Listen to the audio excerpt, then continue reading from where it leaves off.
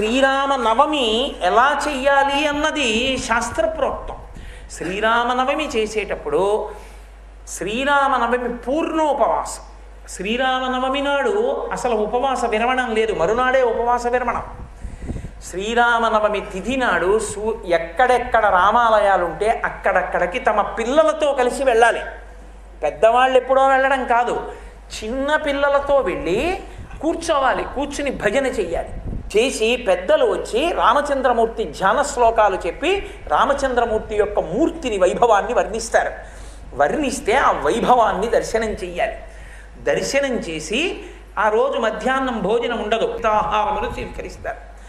స్వీకరించి సాయంకాలం వేళలో సంధ్యావందనాదులు పూర్తయిన తర్వాత రామచంద్రమూర్తికి జరపబడినటువంటి పట్టాభిషేకంలో మకుటధారణ సర్గ చదవాలి. అందరూ కూర్చుని వినాలి.